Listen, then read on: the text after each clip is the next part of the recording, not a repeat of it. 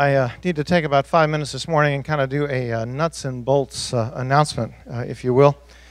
First thing I want to do is, tell you who I am. My name is Ed Nalle. I'm the executive pastor here at Reston Bible Church. And I just want to say thank you to all of you who have demonstrated such great patience and understanding as we are going through what we are calling the soft opening of our new campus. Many of you have been volunteering and helping with many things that need to be done when taken together make this a great place to gather for worship and service and instruction. Our mission together, that is the reason that we exist here at Reston Bible Church, is to know Christ and to make Him known through biblical preaching and teaching, lived out in authentic Christian community here in Northern Virginia and around the world. When we began the Vision Campaign about 3 years ago, we had 4 primary goals that we believed would help us carry out that vision. The first was getting everyone together on the same campus. By God's grace, that one is done. Second, making junior and senior high available at the same hour, and thanks be to God, that is done. It's good for our families. Thirdly, having our church staff all located in the same building instead of being in 2 buildings a half a mile apart. Thank you, God, that is done. It's wonderful. And the fourth one is increasing the adult instruction options here at the church. That's a work in progress that we'll need to grow into. It will require some patience on all of our parts before we can fully roll that out. We are facing the kinds of challenges here that many churches only dream of. We have a lot more people coming, about 600 more in total at these 2 services than we did at all 3 services combined at the North Shore campus. So that's a blessing from God.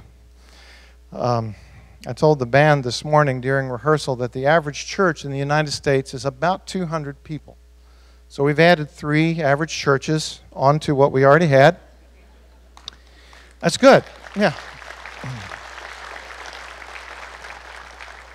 The reason that's good is we did not build this place just for ourselves, but for those who would join us in this mission of knowing Christ and making Him known here and around the world. I told you 3 weeks ago, the last service at the last campus, that we would try 9:15 and 11 a.m. as our service times during the soft opening phase, which ends next Sunday. My good brother Tony Padroni, one of our pastors here, said to me, and I hoped he was joking, Ed, we'll be at 3 services by September. Turns out Tony is a prophet. Among his many other talents. In order to allow for the growth that we've already seen and the growth that we are likely to see in September with people returning from their summer vacations and their schedules, we are indeed going to move to 3 Sunday morning services beginning on September the 12th. They will be at 8:15, 10 a.m., and 11:45. Those are the service times from about 4 years ago at RBC. This will give us room to grow, still allow us to have the value that we have of people coming at multiple service, serve at one, worship at another, that kind of thing. It'll ease the parking problems that we're having and make our nursery a better experience for our parents and children alike as we kind of spread the burden across these services. We are working hard at expanding the parking options, but there are no quick fixes on that one due to zoning, permitting, and bonding issues. Nevertheless, we're working on several different ideas on parallel tracks, and we'll let you know the progress of those as it goes along. There are a couple of ways that you can help us with the parking. Our church is getting younger. The demographics of this thing have just changed. They're getting younger, and we're having lots of children.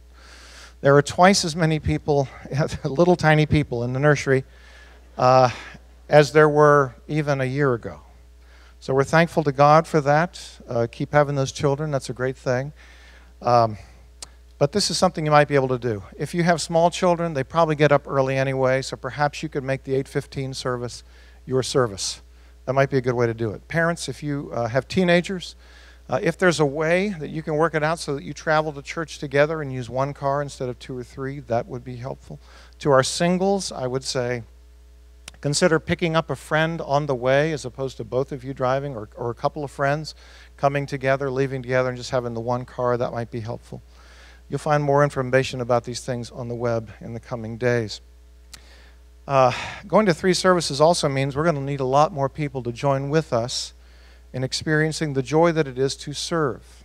Even Jesus said that He did not come to be served, but to serve and to give His life as a ransom for many. So you'll learn more about that ministry at the ministry fair, which will happen on September 12th as well.